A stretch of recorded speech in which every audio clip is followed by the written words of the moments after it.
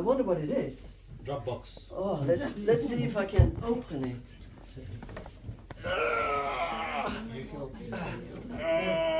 I can't. Maybe you can. Wow. Oh, Jai! Oh, what is this? Oh, it's pencils. Wow. And what? Oh, wow. Oh, it's pictures of Hanuman. Oh, what is? Oh, there is more. Oh, wow, what is this? What is this? Oh, okay. You want one? Yeah. Do you want? You can have one, and you can bring it home if you like. Oh, here you have another one. Wow. Okay. And here you have some pencils. Oh, sharpener as well. That's good. Oh. Okay. So if there comes any more children, or if any of you adults feel restless, please take a pencil and don't be shy. If one feels like a child, Yeah, if you feel like a child, exactly. don't hesitate. That was very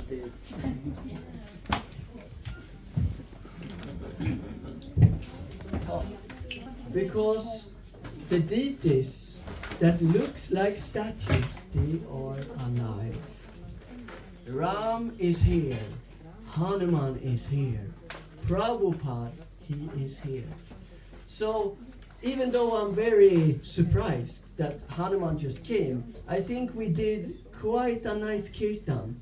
He must have heard our longing for Ram and Krishna, and he got attracted and brought a present. Could happen. So, for you and you, these things happen sometimes, but don't be so worried. Okay, let's see if we can start Radha Madhava now.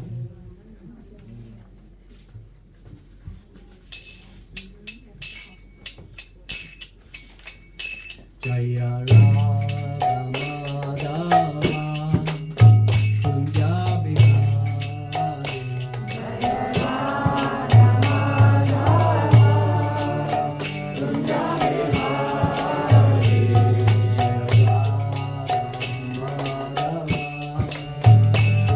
Hare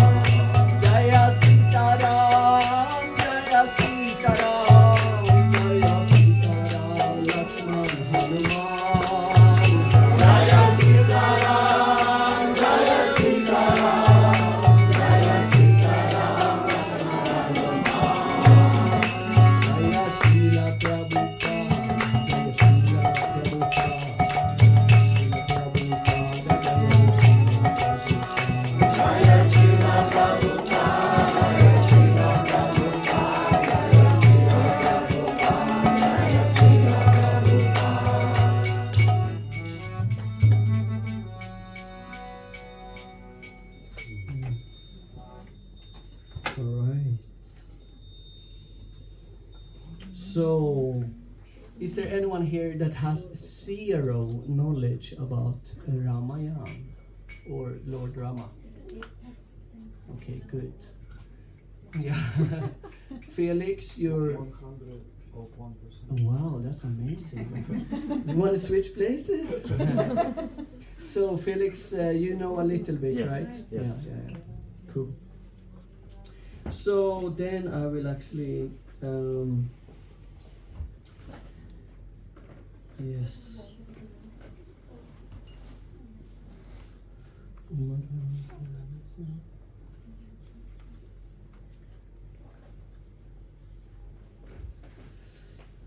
So, dear Papa Prabhu, that was the temple president, he gave me a fantastic opportunity. And the devotees in this temple, they have been giving me a fantastic gift and opportunity.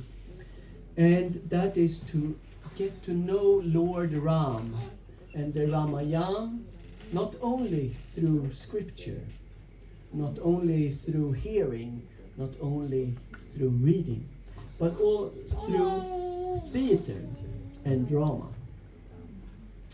And we were in the other old temple, and we were accompanied by Tapas Prabhu. He was leading it, and then we had Dauji, which is a devotee that has a professional theater drama pedagogue. And then we had one of the Sweden's oldest Prabhupada disciples, Yogendra Prabhu. And that was one of the most amazing moments for me. And Tapas Prabhu, he was very good at dragging people into the theaters. And some people were quite nervous, and some liked it from the start. And I'm very happy that he did that. So we sat down with the script, with the text, and then we had kirtan, and then Yogendra Prabhu, the Prabhupada disciple, with a stern mood and a serious voice, he told us to ground ourselves, close our eyes, and then we read the script. And it is said that when we read these leelas, when we take part of a play, if we are really surrendered, if we are very serious, then we can enter into these leelas. And today, I hope that we can enter into the Ramayana.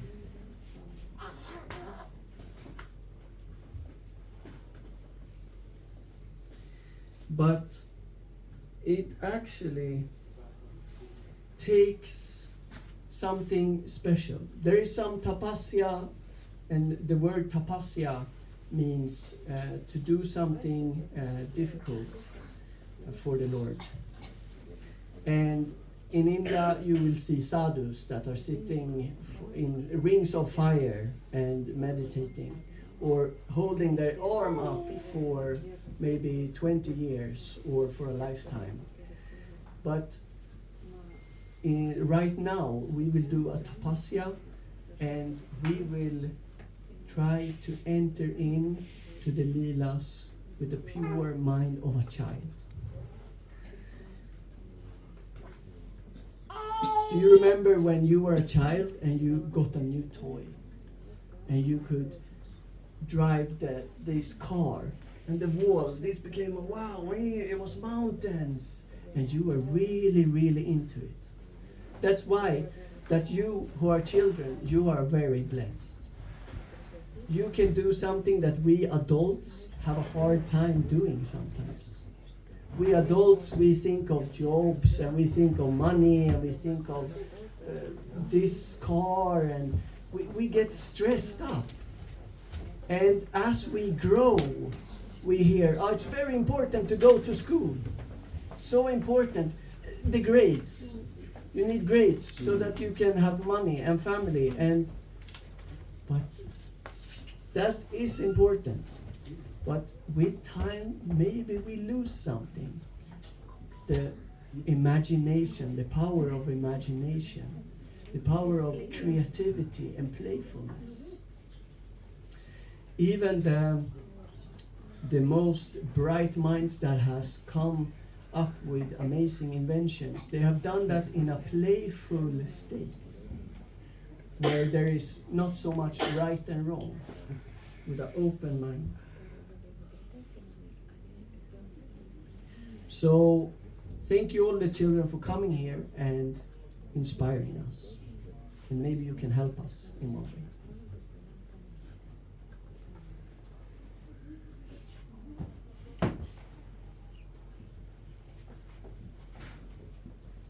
So let's go to our first Leela.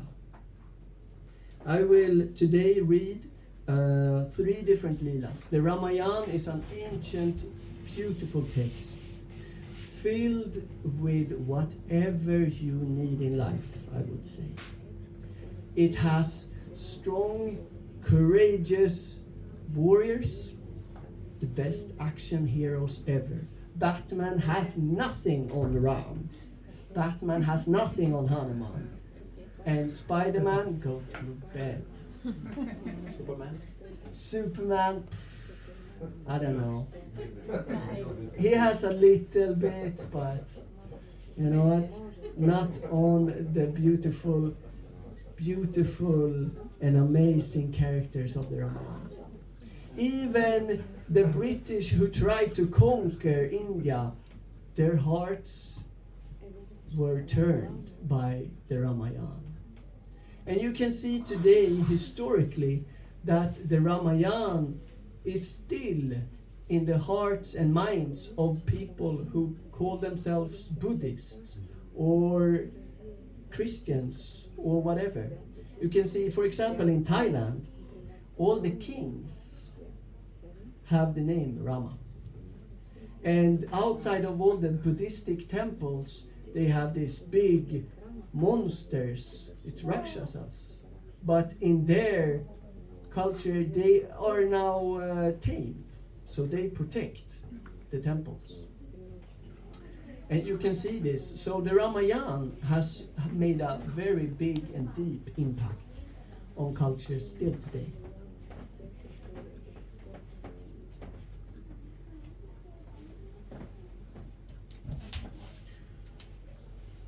So now I invite you all to start the tapasya of entering into this beautiful, holy Dharma. Close your adult mind and the mind of atheism and open up your soul and heart. If you like to close your eyes while I read, you're welcome to do that. Do whatever makes you more comfortable and focused. Once, as Lord Ram and his army of monkeys prepared for war with Ravana, Rama ordered his army to build a bridge over the sea. They began to work immediately. The monkeys, they pulled out rocks and heavy stones from the mountains. And it's even said that Hanuman chopped off big mountain tops and was hurling them into the ocean. And on all the big rocks, they carved the holy name of Ram, and the stones floated by the power of the holy name. It was a challenging task that took a long time, with thousands of monkeys working day and night. Rama was pleased. They work so hard. Their love for me makes them work like this, he thought. One day Rama noticed a small brown squirrel. The little squirrel was going up and down the seashore with little pebbles in his mouth. It could only carry small pebbles, which he dropped into the sea. A great monkey carrying a heavy stone on his back, and the squirrel in this way a great monkey carrying a heavy stone on his back saw the squirrel in his way, and he almost tripped.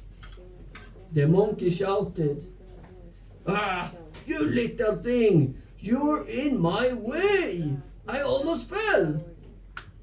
What are you even doing here?" The little squirrel looked up at him, the great monkey, and replied with a small voice, I'm sorry you nearly fell, brother monkey. Please,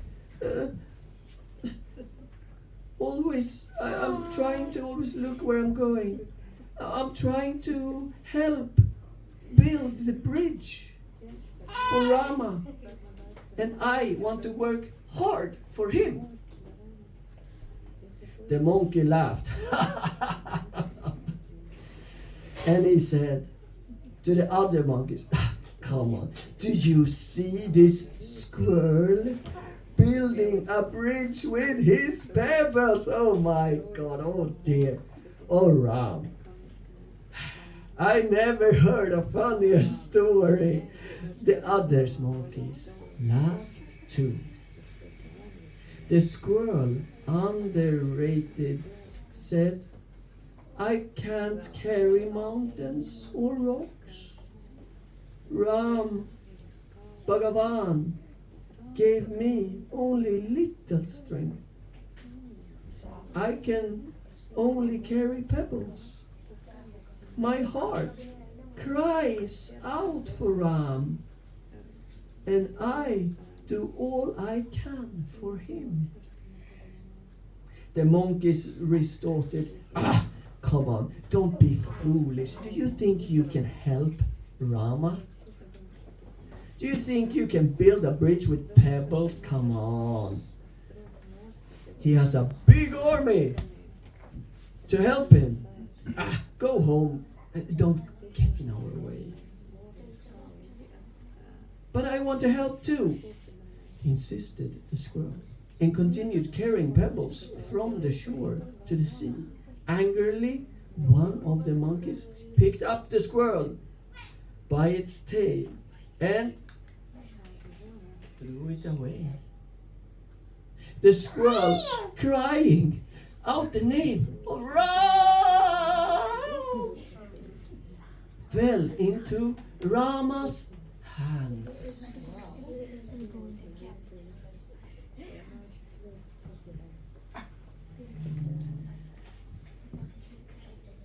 Rama held the little squirrel close, addressed it, and then addressed the monkeys. "Do not make fun of the weak and the small. Your strength or what you do is not important. What matters is your love." This little squirrel has love in his heart. "Oh, Varanas, you are brave, you are strong, and are doing a wonderful job bringing all these huge boulders and stones from afar and dropping them in the ocean. But did you notice that it is the tiny pebbles and the stones brought by this small squirrel and some of the other smaller creatures. Like, have you noticed this spider here? It's also helping.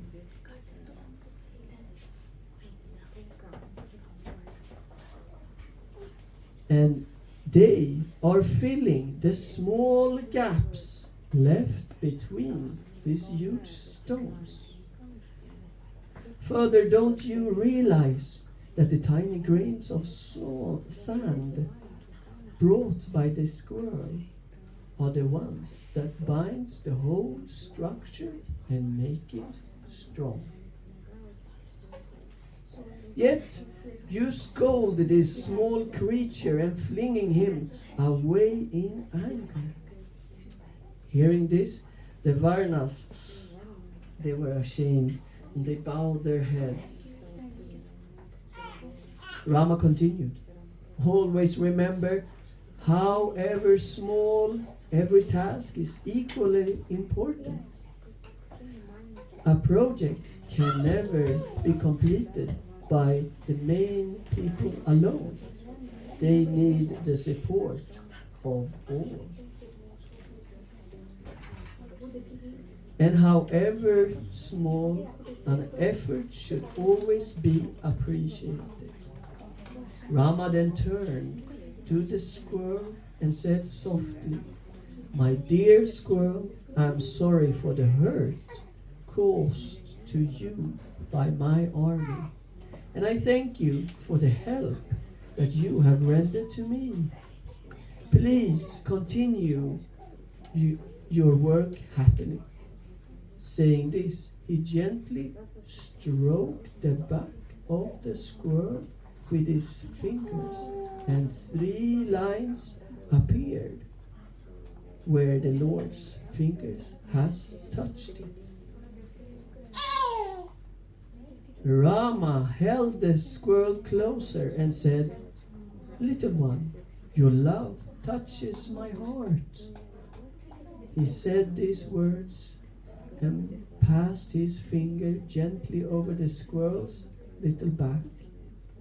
And when he put it down, there were 3 white stripes on his back, the marks of Lord Rama's fingers. And now you know, next time you see a squirrel with 3 stripes, that is the mark of Lord Rama's fingers.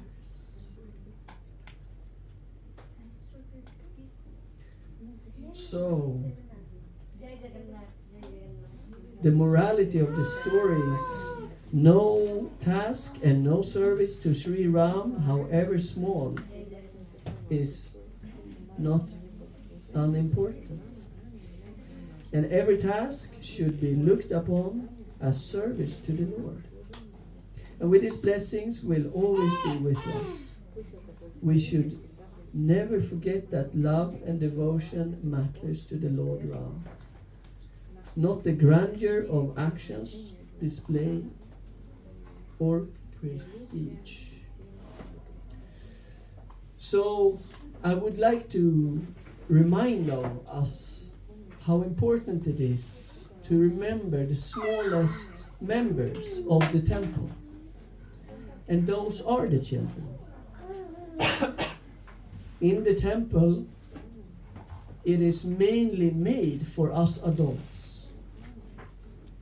But we have to remember that Lord Ram comes to establish Dharma.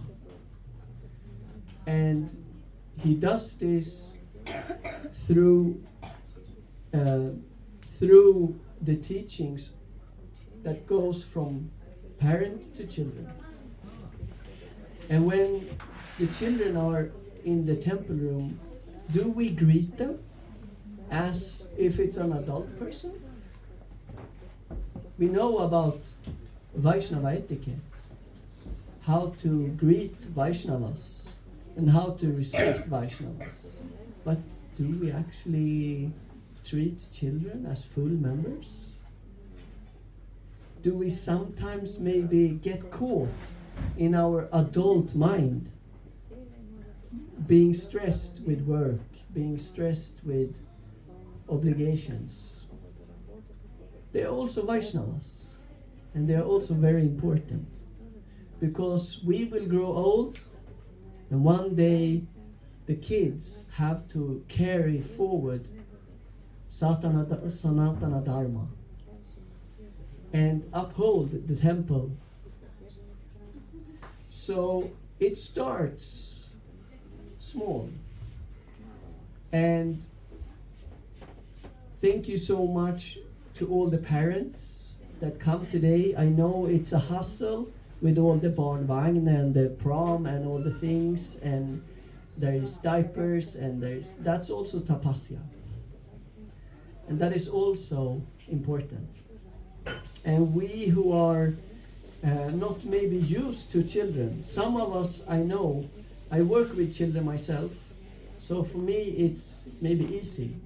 But it might be tapasya for some of us who are adults, how to speak to a child. Everyone don't know how to speak to a child. Some of us have forgotten how we were as children. And some of us remember it very strongly. And to be a parent, it's a hard job. Sometimes it's just wonderful, and sometimes it's stressful. So if we see a parent or a child that maybe is stressed, maybe we could give a hand. Could be a simple thing. At least we can greet the children with Hare Krishna, just as is an adult person, and we can ask the name. What's your name? How are you doing today? Because Srila Prabhupada, he wanted to build temples all over the world, and these temples should be oases, a safe spiritual place for everyone. So let us be merciful to the small ones, to the children, and respect them. And as Maria Montessori, who is an Italian pedagogue, she was a teacher, and she taught out that children, they will grow with the responsibilities that you give them. And don't limit children. Children can do so much more than we sometimes think if we give them the possibility. So when they come to the temple, they should be engaged in some form of seva according to their nature. The Ramayana also talks about dharma. Dharma has two meanings. One is our spiritual duty and our spiritual nature. We have different natures. Some of us are very outgoing and social, like I am, sometimes too social. And some are more withdrawn, more, what's the word? Introvert. Yes, introvert. So when we meet children, when we meet new persons in the temple, let's remind ourselves of what is their dharma. And rendering service is to be trying to be expert in relationships, in Vaishnava relationships. Srila Prabhupada, when he came to America and he started the first temples, he started the temples of squirrels. But they were big squirrels, adult squirrels, running around on drugs. And it was quite chaotic at times. But he had the city, or the magical power, the spiritual power of fanning the spark. He could see in the devotees what type of personality has this person, and what service could I engage this devotee in. And once there was a homeless man coming to the temple, And some devotees may have said, he's smelly, he's disturbing. But Prabhupada, he saw that he actually brought toilet paper. No other of the devotees have even realized there were no toilet paper in the toilet. It might be a small thing, but as a newcomer coming to temple, there's no toilet paper. For a Westerner, that's going to be a problem. So, even small things like that, Prabhupada saw it. And as the example of Prabhupada and also example of Lord Ram, we can go to the temple with that mind. And it has helped me many times. When I am tired or when I am filled of the disasters and stressful things of the material world, I might feel stressed, I might feel a little bit depressed. But I try to then see what type of service, what type of Vaishnava Seva can I do. And when I open up my heart for that, mostly I feel better, and I see how the Lord, how Lord Ram, how the devotees actually open up opportunities to serve Vaishnavas. I meet someone new. I have to break my isolation, my fear, and I go against my depression or my mind who is racing about work on Monday. That's big presentation, whatever it is. I try to be here and now, and I try to greet. Prabhu, where are you from? You're from India? Nice. I don't know anything from India, but let's talk. And at least I've done a little thing. And maybe that person has felt welcome. And it's the same with children. When we have children in the temple room, they make some noise. But it is a glorious noise. This is not disturbing at all. This is the future. This is the noise of future. It's a noise of hope and devotion. But if there are children that makes too much noise, and if they're angry, then it means that their nature might need something else than listening to a class they don't understand. And then there's a beautiful park outside here. And I have witnessed some adults being upset with children. But we have to do it according to Vaishnava etiquette. It's okay, we have to set boundaries for small children, but also for adults sometimes.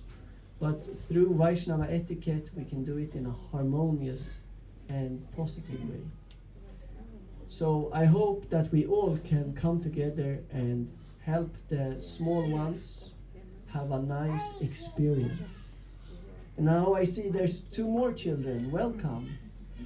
And if you want some coloring papers that Hanuman came with later, you will get some. Thank you. All right. I have actually not timed myself. How are we with time? 10 minutes left? All right.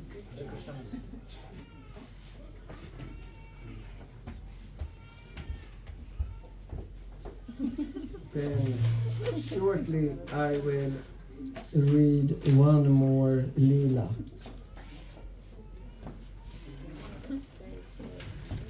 So let's collect ourselves again, and I'm not only working with kids, but I also have some experience with body coaching and life coaching. So now I will give you a little practical tip. If you are stressed, if your child is stressed, if you just want to ground yourself, you can put one hand on your belly, and you can put one hand on your chest.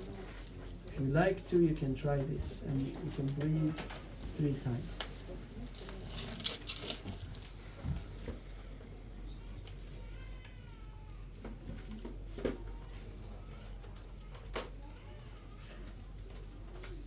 And when we do this, we actually mimic being held or getting a hug. so that this calms down the nervous system, which might be good at times. Alright, we are now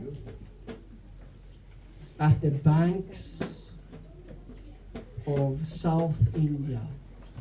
The ocean is rolling and you can smell the salty sea. There is birds, there is monkeys, and they are building something.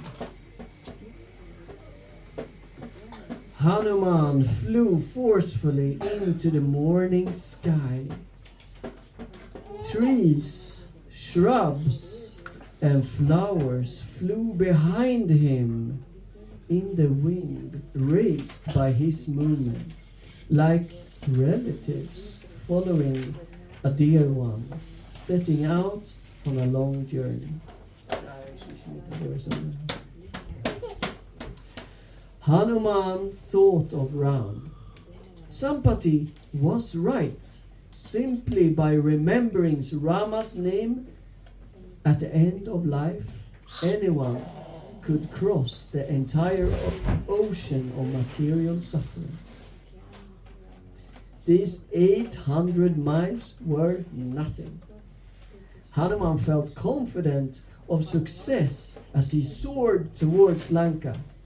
Soon he would reach Sita and rescue her. If any Rakshasas tried to stop him, that would be their last act on earth. He would dispense swift justice to the Rakshasas. Then returning to Rama's presence, he would await further commands. As flowers following Hanuman fell into the dark blue ocean, they made the sea appear like the star-sprinkled firmament. The trees dropped with great splashes like meteors fallen from the heaven. Hanuman's outstretched arms looked like a pair of 5-hooded serpents from the mountaintop. The great monkey seemed as he were drinking up the vast ocean and swallowing the sky.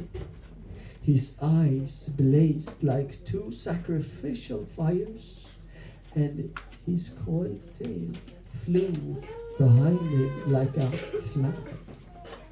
His reddish-brownish face shone like the sun, and the wind rushing past his armpits thundered like clouds. He seemed like a comet moving through the heavens with his fiery tail. Hanuman's reflection in the blue sea appeared like a ship rocking with speed over the large waves that were raised by the wind of his flight. As the sea rose up, it revealed whales, sharks, and serpents thrown around in confusion.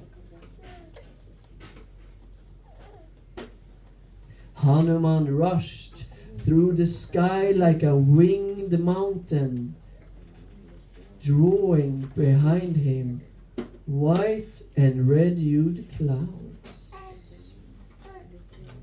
As he entered and came out again from the clouds, he appeared like the shrouded and visible moon. Gandharvas with their wives rained flowers on him. Even the sun, honoring his service to Ram, did not scorch him. The wind god raced with him, fanning him with a gentle breeze. Gods and rishis extolled him, along with nagas and yakshas and other celestial beings. The god of the ocean observed Hanuman flying above him. He considered how to render him service and thereby pleasing Rama himself. In his depths there were a large mountain named Mainaka. The ocean god approached Mainaka and asked him to rise above the waters, offering his peaks to Hanuman as a resting place. The mountain ascended and began to grow upwards. It emerged from the sea with a great roar, foaming billows falling with a crash on all sides. The golden-peaked mountain rose swiftly and shone beautifully, with nagas and kinnaras sporting on its slopes. Do you know what kinnaras are? Dancers. No. Yes. So nagas are actually serpent people that lives in the ocean. And kinnaras are half bird, half man creatures. And they are expert in singing and playing musical instruments.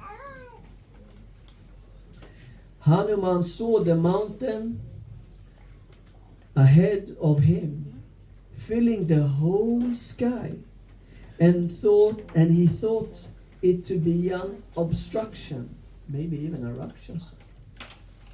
He prepared to strike it with his chest.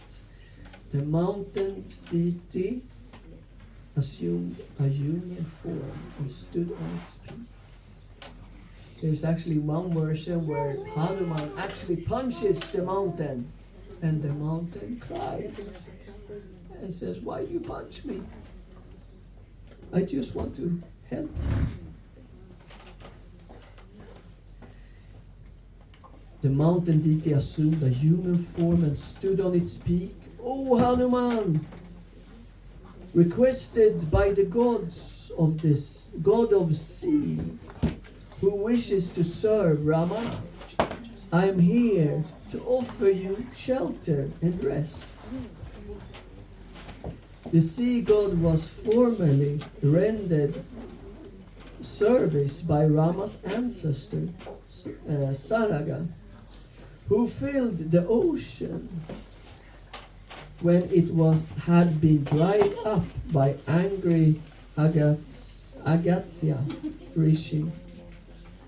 I am too indebted to your father, Vayu, who once saved me from Indra. Mainaka told Hanuman that in a long past age many mountains flew in the sky. Afraid of the mountains, the rishis asked Indra to cut the wings of the mountain with his thunderbolts. You can understand it might be a problem with flying mountains when they crash. It's a little bit concerning if you are under the mountain. So I guess they had to do something about the falling mountains.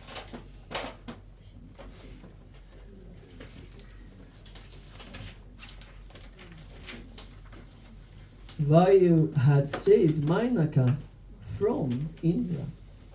The mountain therefore wished to repay his debt by serving Hanuman. He asked the monkey to alight on his peaks and rest for a while. But Hanuman was not inclined to stop. He replied to Mainaka, I am grateful and I thank you for your offer, but the time for resting has not arrived. My duty here is not done. So please forgive me. You have already rendered me service by your kind words. Now please let me continue. Allow me to continue. Hanuman respectfully touched the peak of the mountain and then rose still higher in the sky. The mountain and the sea god both looked up at him and offered their prayers and benedictions for his success. Indra and the other gods also watched Hanuman. They were astonished to see his power. Desiring to test him and to see more of Hanuman's prowess, they approached the mother of the Nagas. They asked the snake goddess to assume the form of a Rakshasi and stand before Hanuman. Indra said, we want to see his power as well as further expand the fame of this great servant of Ram. Let us see how he overcomes you, O Naga lady, for he will be greatly tested when he reaches Lanka. The Naga queen went into the sea and suddenly rose up in front of Hanuman in the form of a vast, terrible Rakshasi. She boomed out to Hanuman, the gods have ordained you as my food. O jewel among monkeys, quickly enter my mouth. Brahma has granted me a boon that no one who comes before me can escape being eaten. She opened her cavernous mouth, which was set with rows of fierce teeth. Hanuman smiled and said to the Naga goddess, I am on a mission to serve Ram, the Lord of creation. You should not impede me. If I must be eaten by you, then pray, wait here. Once I have completed my duty, I shall doubtlessly return, and you may devour me as you please. The Naga replied that he would not be able to pass her, for such was the boon given by Brahma. She expanded her mouth even more as Hanuman came closer. Her jaws stretched out for 8 miles, but Hanuman quickly grew to 16 miles. She then expanded her mouth to 20 miles, and Hanuman again exceeded that size with his body. And the Naga grew even further, and Hanuman suddenly contracted himself down to the size of a thumb, entering her mouth, and then quickly came out again. As he returned to his normal size, he said, I have honored Brahma's boon. Now let me pass and fulfill my mission. I wish you well. The Naga goddess resumed her original form and praised Hanuman. Jai Hanuman! Blessing him to be successful in his quest. Hanuman moved on with speed of Garuda, and he saw many celestial chariots drawn by lions, tigers, elephants, birds, and serpents as he coursed along the heavenly airways. And it continues. I mean, how amazing isn't this? This is our holy scriptures. This is not boring stuff.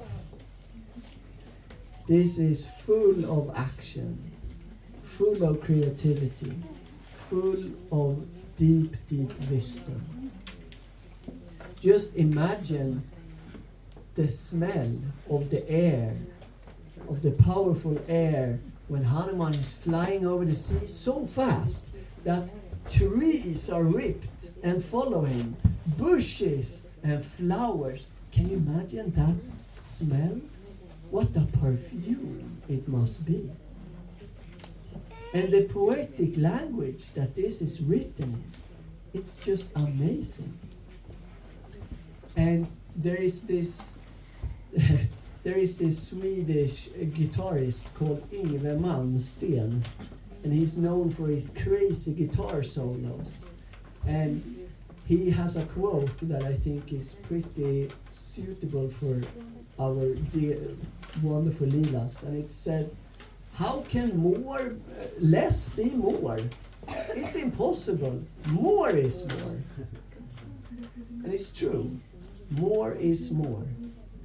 But we need sometimes to leave our adult atheistic minds to be able to grasp these wonderful Leelas.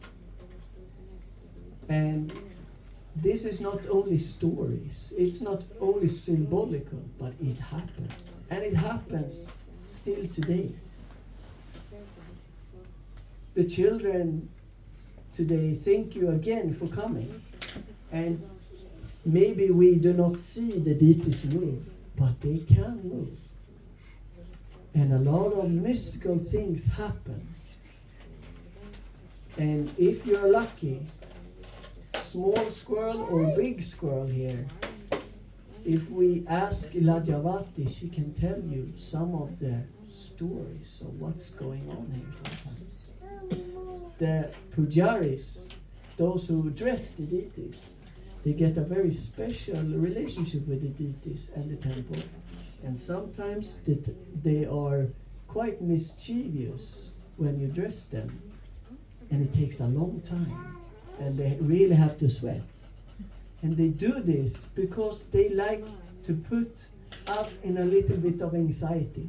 Just like in this story, the god of the sea wants to see Hanuman do more miraculous things. So he gives him some obstacles, some difficulties to glorify him. And sometimes we will have some difficulties in our spiritual life also. It's not always happy clappy. And when Ashok ji told me, like, do you want to give the class on Ramayana? My heart said yes, and my body said, run! And I have been so stressed the whole week, but at the same time, I've been meditating on these Leelas as never before. And this is how the devotees work. So, be brave. Come to the temple and see what the devotees and Srila Prabhupada and the deities have in mind for you. They might give you some seva that feels wonderful for you, and right that day you really needed to just focus on doing a garland, or just clean the pots and get your mind away from whatever, or make a friend while cleaning a pot and break your isolation. Be brave and come to the temple and see what Lord Ram and his servants are ready to do for you. All it takes is our courage and our effort. So I thank you all for having patience with me today and listening.